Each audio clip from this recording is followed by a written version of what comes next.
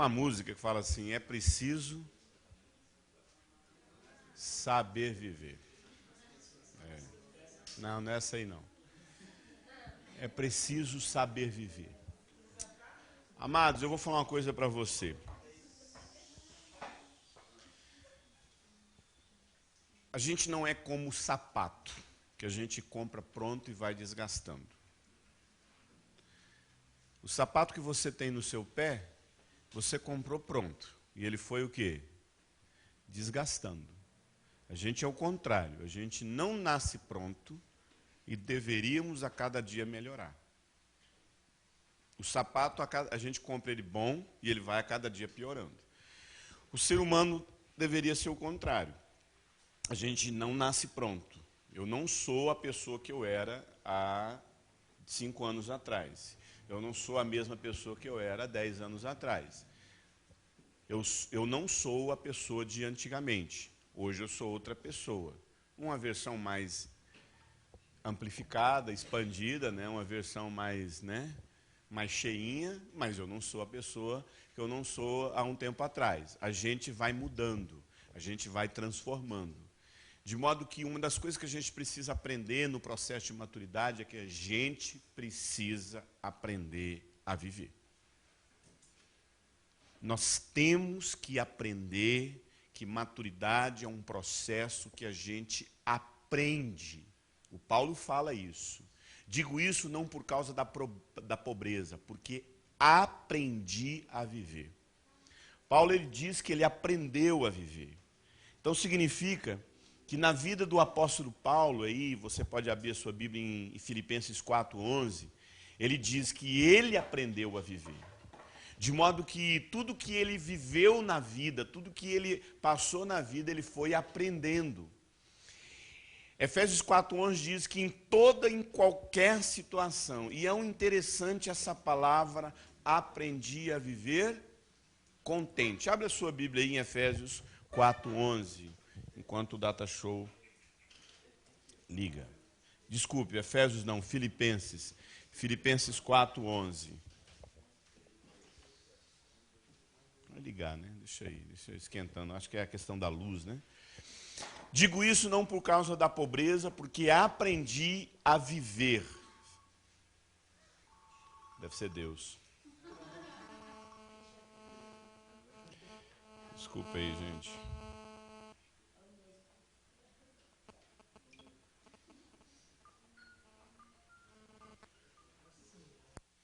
Digo isso não por causa da pobreza, porque aprendi a viver contente. Uma coisa que a gente tem que entender é que essa palavra contente, no original significa contentamento. No original essa palavra contente significa, é interessante que ela tem origem numa palavra chamada autarques. Quem conhece o que é uma autarquia sabe disso. A autarquia é um departamento do governo, do Estado, seja lá qual repartição pública que for, que ela tem o próprio controle, ela tem a própria capacidade de gestão, de finanças. A autarquia ela tem a sua própria gestão. O que Paulo está dizendo? Eu aprendi a viver contente. Essa palavra contente vem de controle, vem de container. O que é um container? Não é algo que você tem para colocar tudo lá dentro? Então não é um controle que você tem. Em outras palavras, amado, parece que a gente acha que quando Paulo estava falando aprendeu a viver contente, aprendeu a ficar só mostrando as canjicas. Feliz. Não é isso que Paulo está falando. Viver contente não é ficar alegre apenas. Não é isso que Paulo está dizendo. Paulo está falando que contente fala de contentamento. Ok.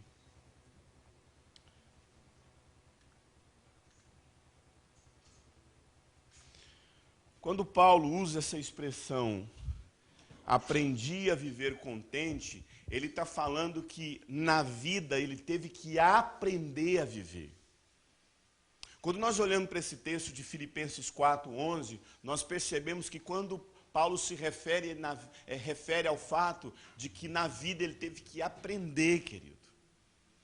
Ou nós decidimos aprender na vida, e quando a gente fala de maturidade, está relacionado o quanto nós estamos dispostos a aprender. Você poderia repetir isso? Maturidade está ligada ao fato do quanto, né? Eu estou disposto a aprender. Amado, se você não tem disposição para aprender, se você não está disposto a mudar a sua forma de pensar, se você não está disposta a mudar a sua maneira de ler a vida, avaliar a vida, esquece. E é interessante que eu gosto dessa palavra contente. Como eu disse para vocês, a palavra contente vem de completo. É isso que eu estou dizendo. E satisfeito, ainda na nossa cabeça, é uma compreensão de que está tudo bem. Eu estou satisfeito é que eu comi demais, eu estou o quê? Eu não traduziria contente para satisfeito. Eu não colocaria, porque eu sei que satisfeito tem a ver com satisfação. Eu sei disso. Mas dentro de uma geração que só lê a vida a partir da fome, nós somos uma geração que a gente lê a vida a partir das nossas necessidades e das nossas carências. Por conta dessa situação, dessa maneira da gente ler a vida a partir da fome. Eurípides, como é que é ler a vida a partir da fome? É ler a vida a partir daquilo que a vida está me devendo. É uma mãe que não me amou, é um pai que não me amou, é uma pessoa que me traiu, é alguém que fez algo que errado na minha vida. Eu estou buscando alguém para satisfazer aquilo que alguém ficou me devendo. Percebe? Então, uma mãe que não me deu amor, um pai que não me deu carinho, uma pessoa que me traiu, uma pessoa que me decepcionou, aí eu acho uma pessoa para transferir para essa pessoa a responsabilidade daquilo que a vida ficou me devendo. Então, quando eu olho para essa palavra satisfeito, eu entendo o que o autor está dizendo. Mas para a minha geração, essa palavra satisfeito está achando que é só aquilo que vai me agradar. Só aquilo que me faz feliz. Eu estou satisfeito. Então, satisfeito é quando tudo está funcionando. Não é isso que Paulo está dizendo. Paulo fala, você sabe por que eu estou contente? Porque eu sei ser o quê? Você acha que ser humilhado é estar satisfeito? Então, essa palavra, ela não traduz exatamente o que o texto está dizendo. O texto está dizendo a respeito de alguém que está... E também a palavra contente, porque às vezes para nós contente significa também tudo está me agradando. E não é isso que Paulo está dizendo. Porque a gente lê o texto a partir da nossa fome, a gente lê o texto a partir das nossas carências, a gente leu a partir da nossa necessidade. E no original a palavra contente significa completo, conteúdo. Então eu tenho aqui um conteúdo, aqui dentro. Então não falta. Por que Deus é perfeito? Porque Ele é completo, não há faltas nele. Deus não fez você. Deus, na verdade, é triste, sozinho nas peças nossas da Jocunta. Ele tá lá. Entendeu? O homem rejeita ele.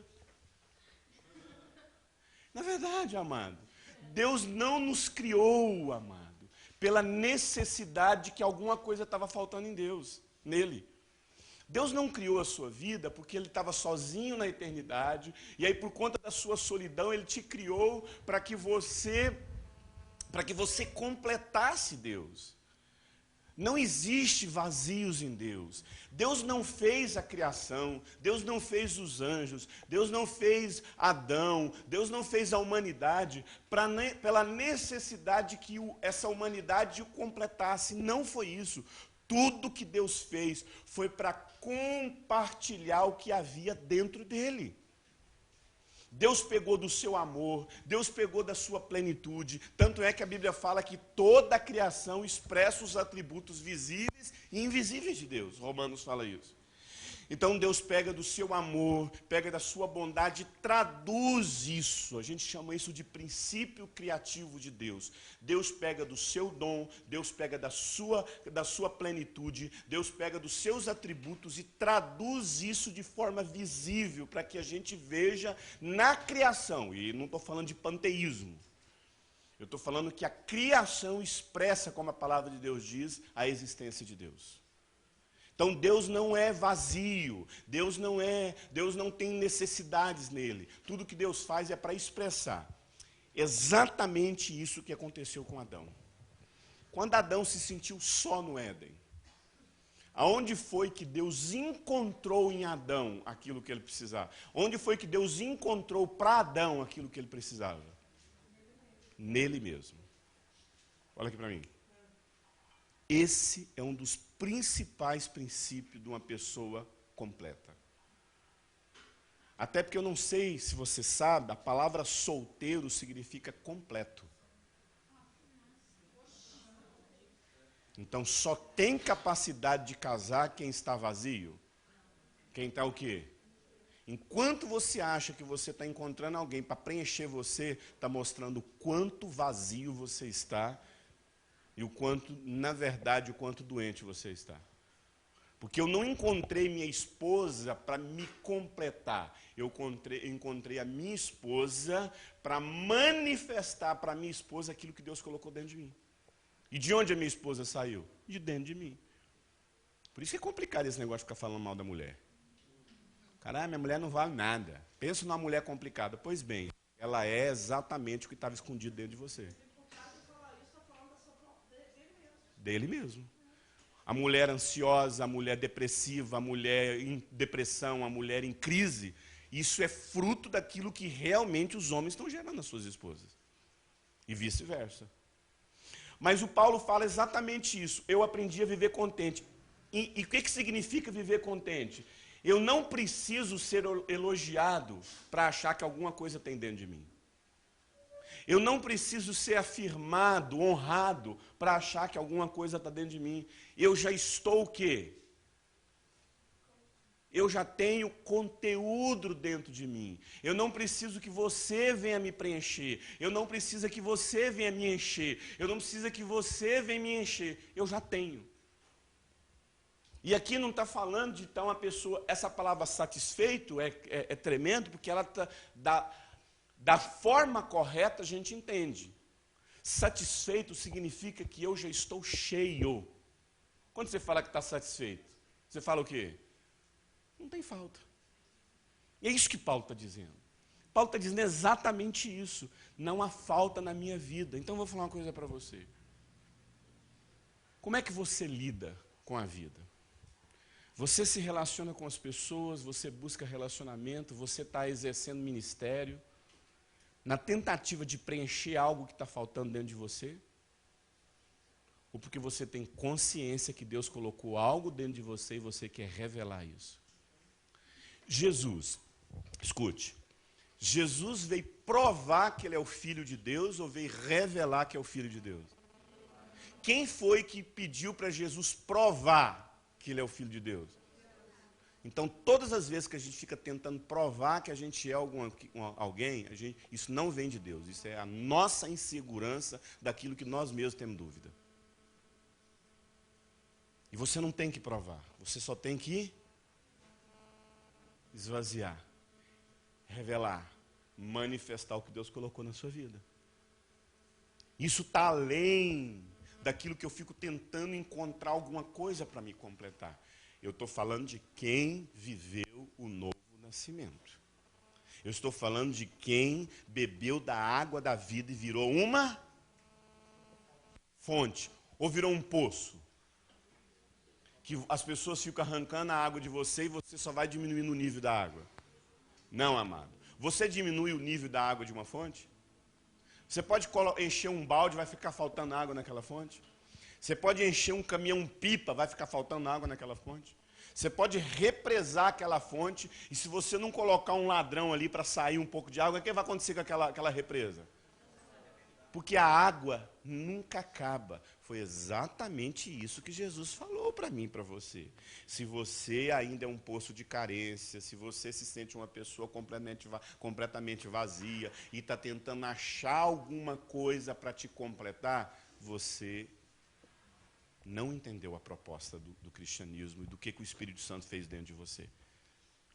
Você não precisa de alguém para ser mulher. Você não precisa de alguém para ser homem. Você não precisa de um ministério para ser um filho de Deus.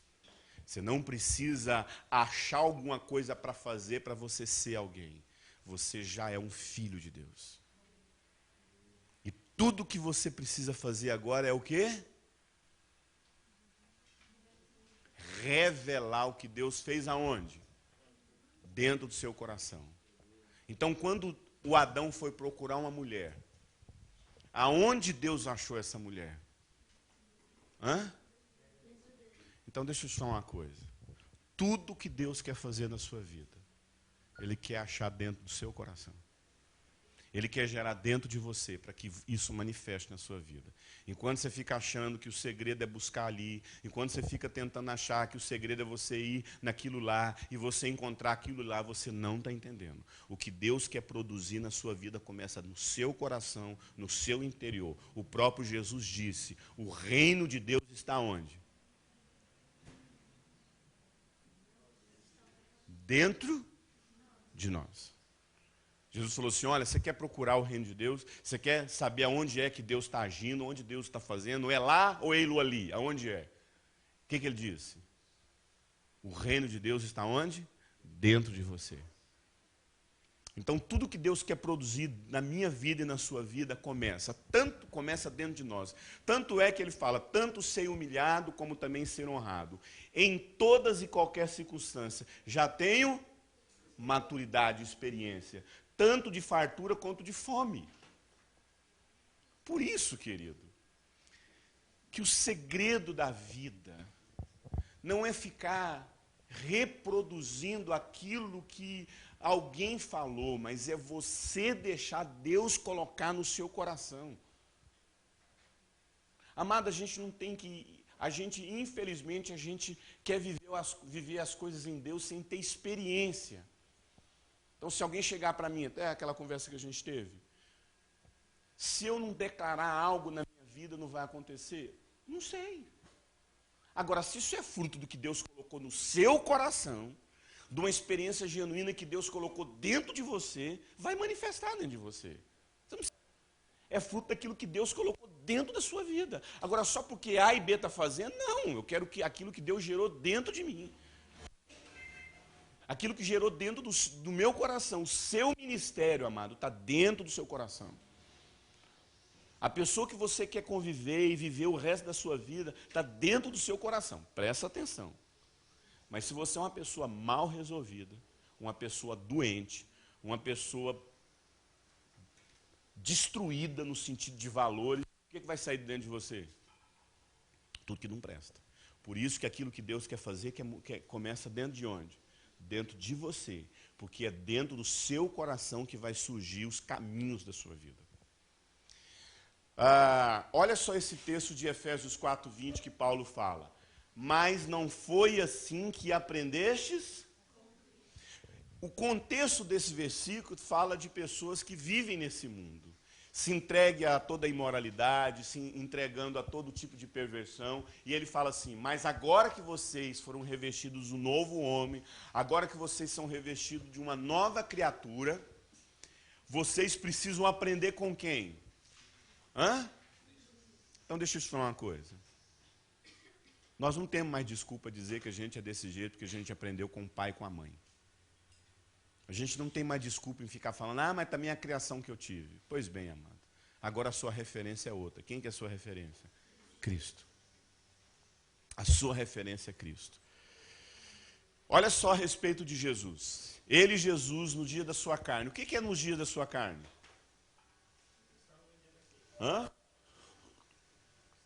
No tempo que ele estava aqui na terra. Tendo oferecido com forte clamor e lágrimas, orações de súplica, quem poderia livrar da morte, tendo sido ouvido por causa da sua piedade, embora sendo filho de Deus, eu quero que você olhe nesse texto aqui agora.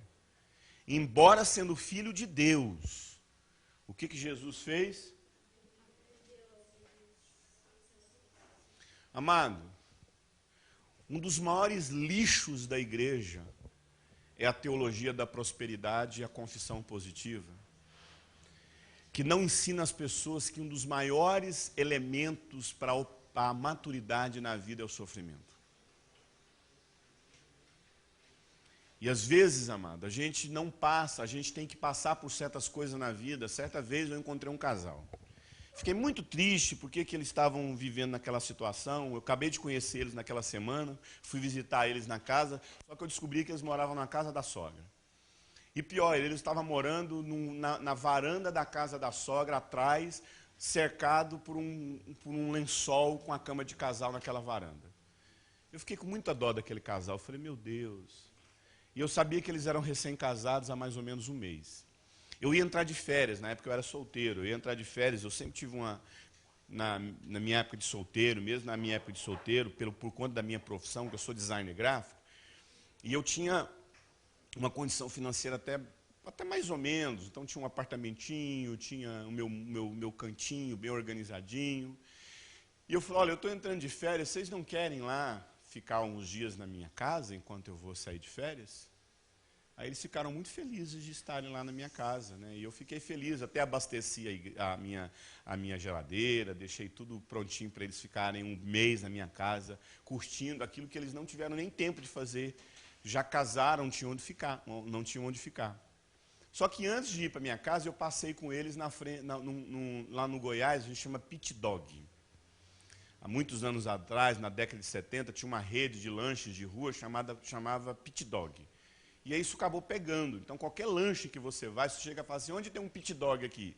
O Pit Dog é onde compra x-salada, x-egg, né? E os lanches da rua, lá no Rio de Janeiro, chama podrão, né? E aí,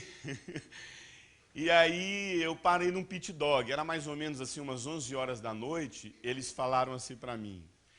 Aí o chão estava sujo, aí ela falou assim, nós não vamos lanchar nesse lugar aqui não, né?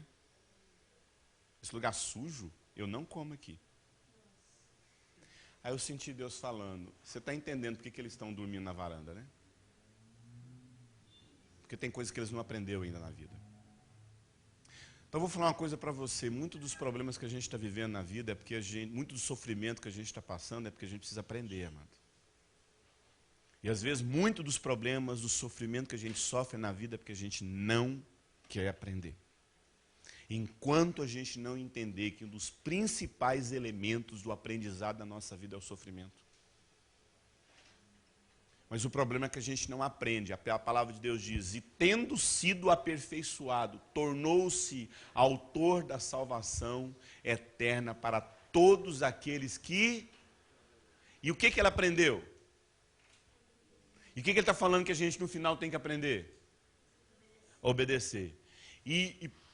Qual que é o principal fator que a gente não quer aprender a obediência? Porque a gente acha que tudo na vida tem que ter prazer. Somos uma geração hedonista, amado. Que a gente acha que na vida cristã tudo tem que ter prazer. Tem um versículo na Bíblia que ele é um versículo muito interessante, muito interessante. Quando a gente fala a respeito de salvação, qual que é o conceito bíblico de salvação? Por que Jesus veio ao mundo? Para nos salvar. Nos salvar de quê? E se eu falar para você que não é apenas do pecado? Que o principal motivo que Jesus veio nos salvar não foi do pecado. Foi do quê? Do próprio Deus. Do próprio Deus. A salvação de Jesus Cristo veio ao mundo, porque uma condenação virá ao mundo, o Apocalipse mostra que a ira de Deus virá sobre toda a humanidade.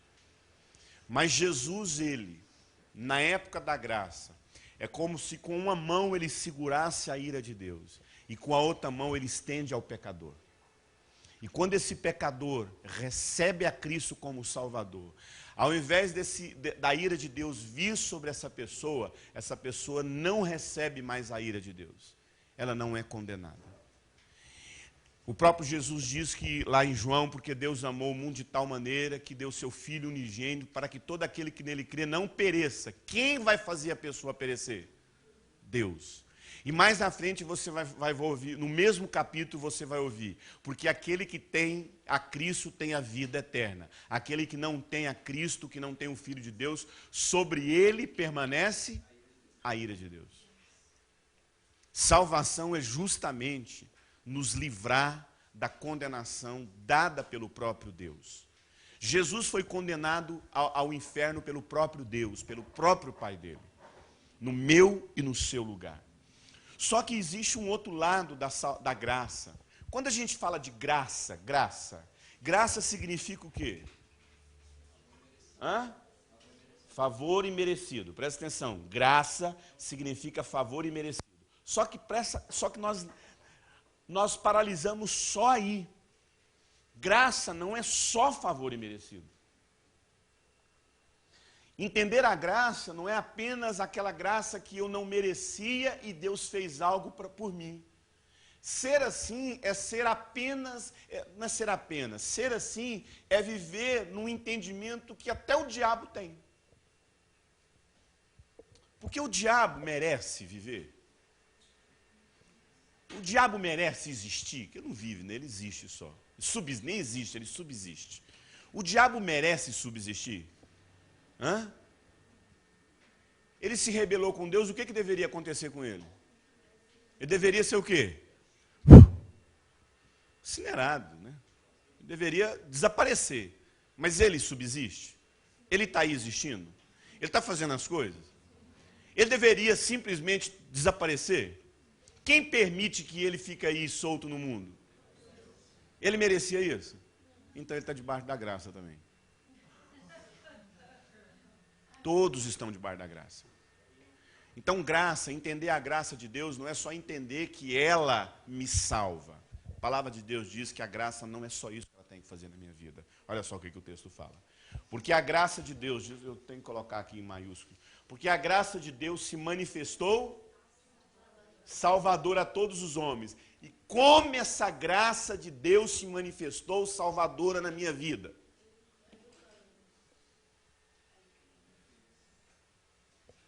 Eu vou perguntar de novo. Se você recebeu a graça de Deus na sua vida, que te tira do inferno, que te tira da condenação eterna, o que essa graça de Deus se manifesta na sua vida? Como? Educando a sua vida. Então deixa eu te falar uma coisa para você. Se a graça de Deus não te educa, tem alguma coisa errada. Já viu aquela coisa quando você está na casa de alguém, e o menino vai lá e quebra tudo, e aquele menino começa a quebrar tudo, o que a gente fala daquele menino? Esse menino não tem mãe, não? Esse menino é mal o quê? Mal educado. Pois bem, amado. Quando o mundo fica vendo a nossa postura de imoralidade, de roubo, de perversão, de relacionamentos impuros, de mentira, minha pergunta é, será que a gente está sendo educado pela graça de Deus? Que a palavra de Deus diz, olha, para que renegadas a impiedade e as paixões mundanas, vivamos no presente século uma vida sensata.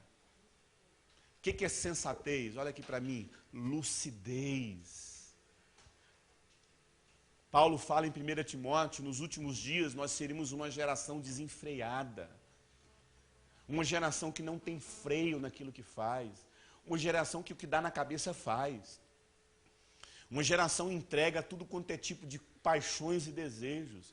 Mas não só uma geração sensata, uma geração justa. O que é uma pessoa justa? É uma pessoa ajustada, meu irmão. Não é uma pessoa descompensada. É uma pessoa que deixa ser transformado, educado, disciplinado. Porque eu vou falar uma coisa aqui. Quem tem filho aqui? Seu filho já errou com vocês? Você já decepcionou com ele? Mas tudo que você queria mandar ele para o inferno? Então significa que quando a gente é filho de Deus, como diz em Hebreus, ele faz o que com a gente quando a gente erra? Ele nos corrige e nos disciplina, e não nos condena. Quando a gente estava no mundo, o nosso pecado fazia o que com a gente? Mas agora que nos tornamos filhos de Deus, quando a gente pecar, o que Deus vai fazer com o nosso pecado? Nos condenar? Não, nos corrigir. Ele corrige. E não só corrige, porque Deus não é como a gente não, meu irmão. Ele açoita, a Bíblia fala. Vamos ler esse texto? Hebreus quanto?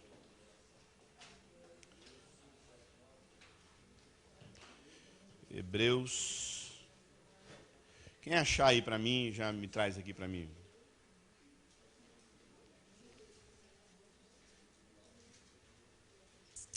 Ai, abençoado.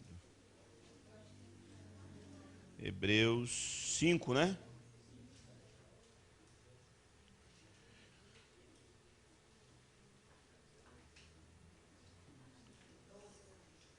Hebreus 12, não é? Isso. Olha aqui. Hebreus 12. Acompanhe comigo em Hebreus 12, por favor, a partir do verso...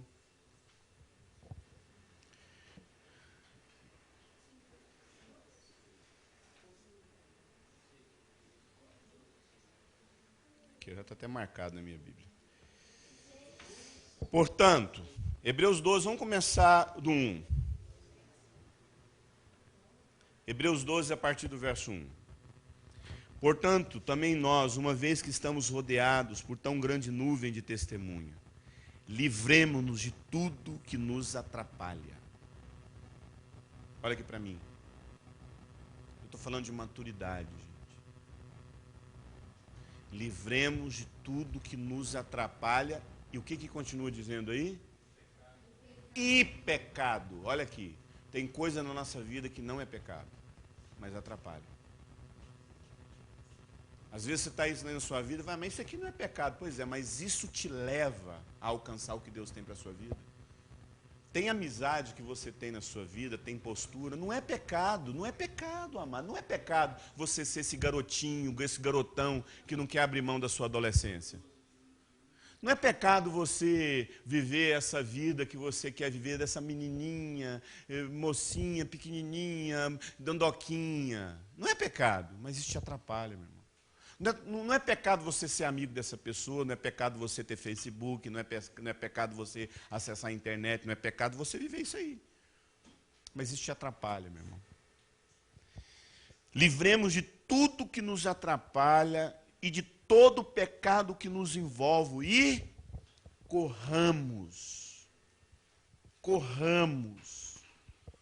corramos na direção.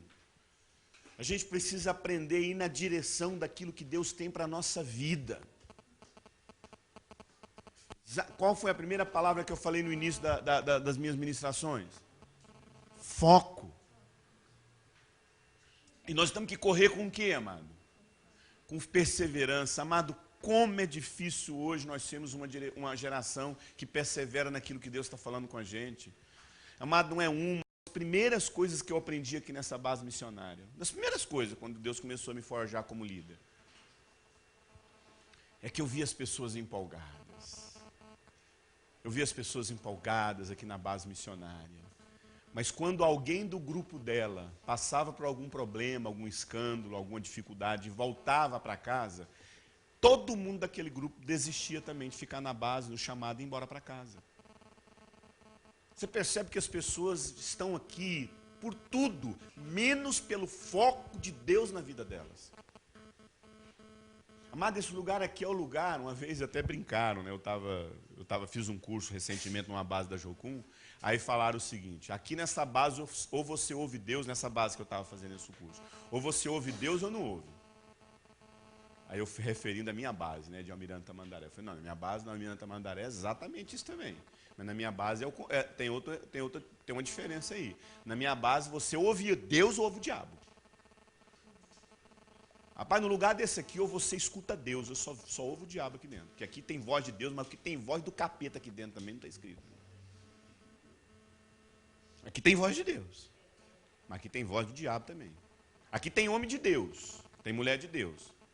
Mas se você for mal resolvido aqui, você sai pior do que você entrou, meu irmão. Eu conheço gente que entrou aqui dentro dessa base missionária aqui para ser restaurado na sexualidade. Saiu casado com outra pessoa daqui na sexualidade. Fugiram. Conheço gente que numa noite decidiu fugir, os dois. Você sabe o que é isso? Falta de foco. Falta de ser dirigente, falta de perseverança, mano. E a gente acha que perseverança tem a ver com aquilo que a gente está sentindo. Não tem, amado. Perseverança, a última coisa que perseverança tem a ver é com sentimento. Com elogio, com honra. Não é hora. Às vezes você fica pedindo por uma coisa que não é hora de você ter. Livremos de tudo que nos atrapalhe, todo o peso que nos envolve. E corramos com perseverança a corrida que nos é proposta. O que Deus tem proposto para a sua vida? O que Deus tem desejado para a sua vida? O que você tem entendido como direção de Deus? É sobre isso que você vai na direção, amado. Corra com perseverança. Vida cristã, amado, tem a ver com o quanto você decide caminhar e ir na direção do que Deus tem para a sua vida. Quando eu sei o que Deus tem para a minha vida, eu decido os livros que eu quero ler. Quando eu sei o que Deus tem para a minha vida, eu decido os amigos que eu preciso ter. Amado, quando eu cheguei nessa base, a primeira coisa que eu fiz na vida foi fazer um limpo, na época era Messenger. Foi fazer um limpo no meu Messenger, aquilo não ia acrescentar nada na minha vida. Querida, a coisa que eu mais fico triste é quando eu vejo as pessoas perdidas no lugar da salvação, escravas no lugar da promessa, morrendo no lugar da vida, perdidas no lugar onde elas nunca deveriam se perder, porque lá fora elas estavam vivendo em pecado. Quando vem para um lugar como esse, é aqui que ela se perde. Isso é terrível. Escravo no Egito, amado, é lógico, duro é ser escravo em Canaã. A pior coisa que pode acontecer com alguém é quando ele sai do Egito, mas fica escravo na terra da promessa. Foi isso que aconteceu com o povo do Egito. Se torna escravo no lugar onde deveria ser livre. Amado, é triste quando eu vejo algumas pessoas que não têm postura. A menina teve envolvimento com a vida homossexual, tem sérios problemas na área da homossexualidade, e a primeira coisa que ela faz é grudar numa outra menina que tem o mesmo problema que ela.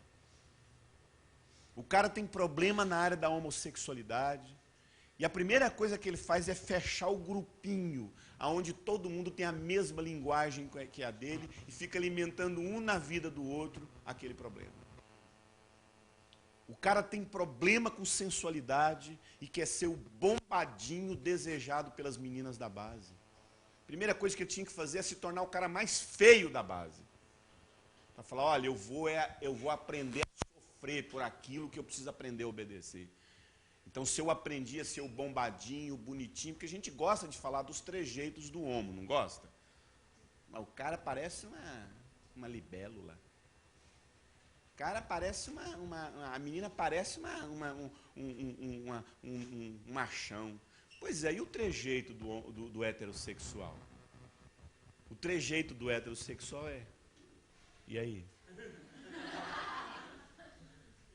Chega lá, DDD, sabe o DDD? Sabe? Defraudador. Você sabe o que é defraudação, né? Sabe? Efésios, 1 Tessalonicenses, capítulo 4, diz o seguinte, que aquele que defrauda o seu irmão, Deus é vingador dele. O que é defraudação? É despertar na vida de uma pessoa um desejo que você não pode suprir. Quando você está lá com seu filho, e você fala para o seu filho, se você passar de ano, papai te dá uma bicicleta. Hoje não é nem bicicleta, né? Hoje é Xbox. Se você passar de ano, papai te dá um PlayStation. E a criança passa de ano e você ilude a criança e não dá. O nome disso é defraudação. Pois bem, quando você coloca aquela roupa e você desperta no irmão aquele desejo que ele não pode possuir, mas não seja aquele cara, não, se o problema é esse, eu vou suprir todo mundo. Então, não é isso que eu estou falando. Não, você não tem o direito de suprir. Você não tem o direito de suprir. Você não pode suprir.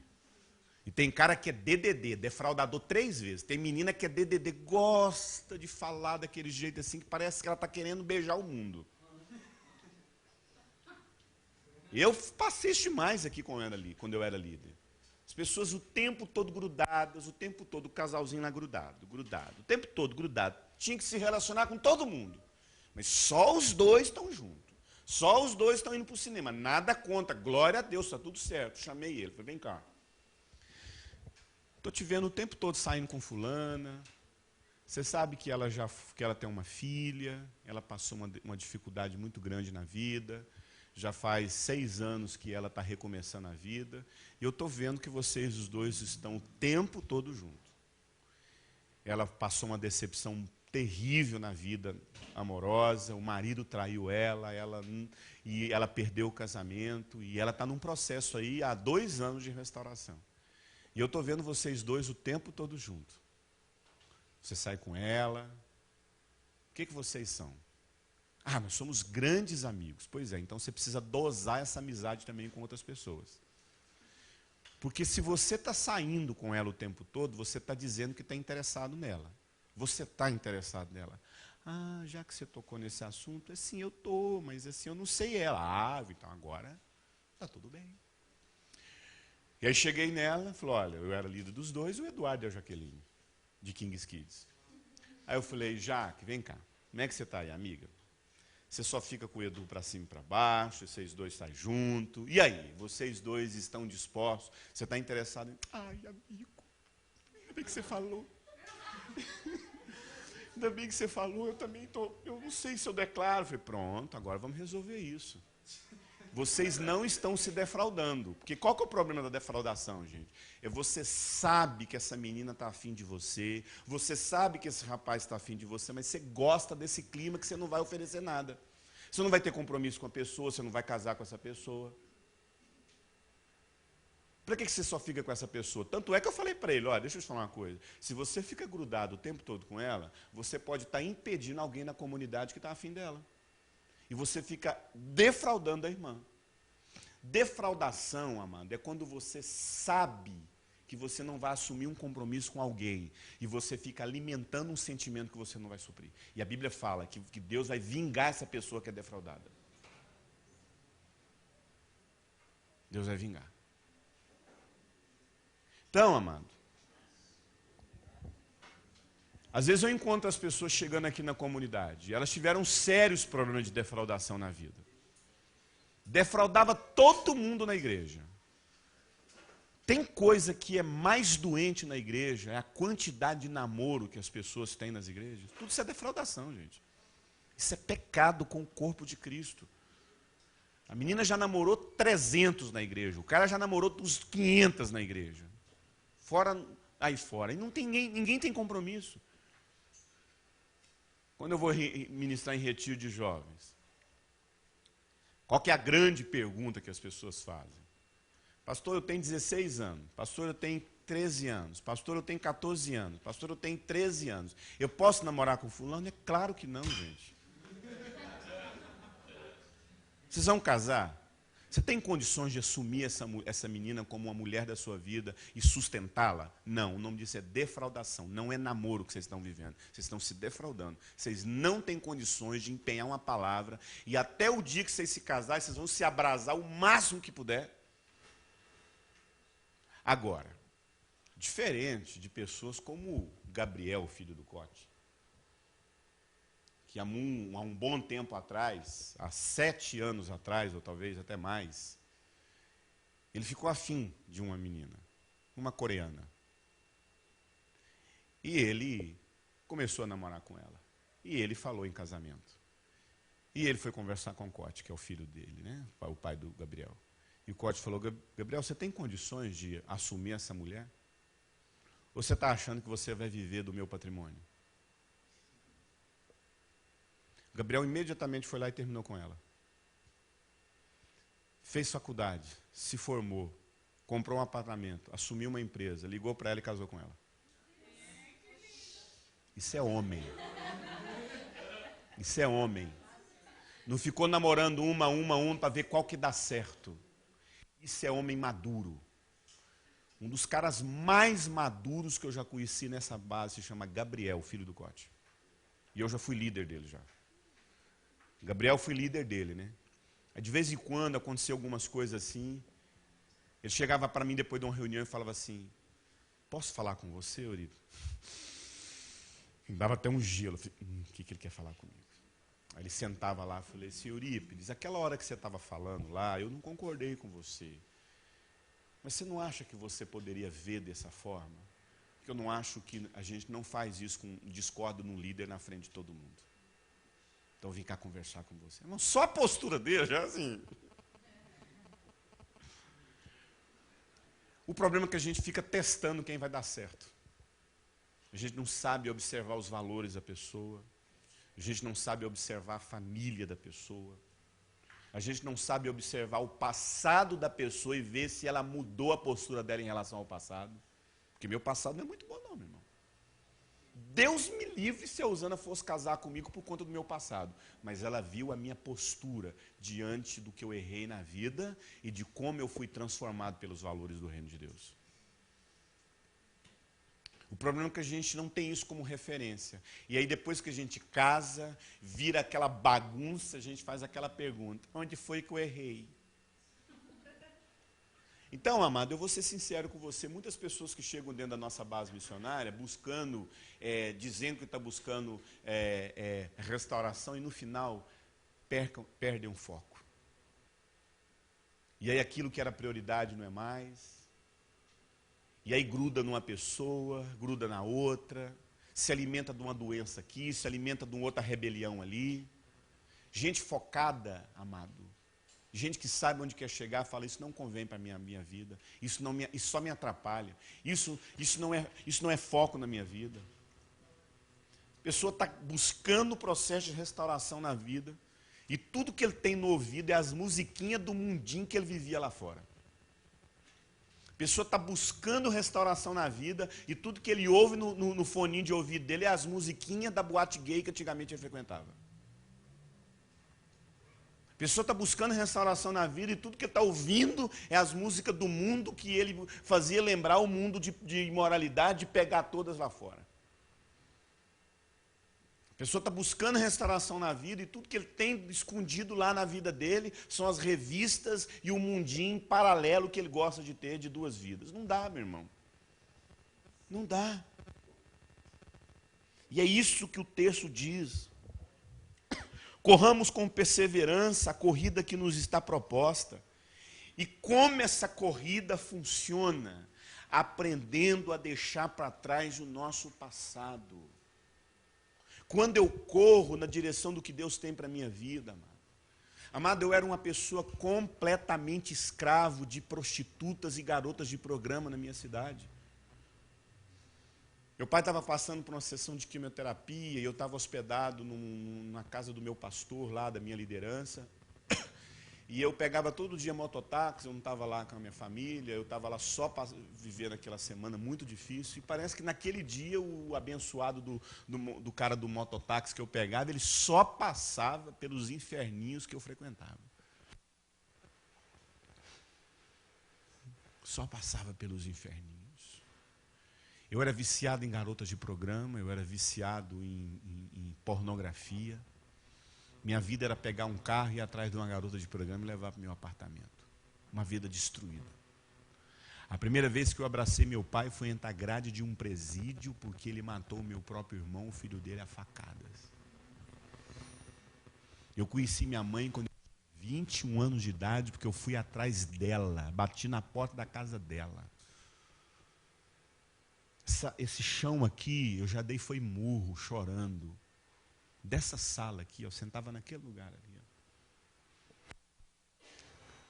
Mas uma coisa que eu fiz foi ir na direção do que Deus tem para mim e deixar meu passado para trás.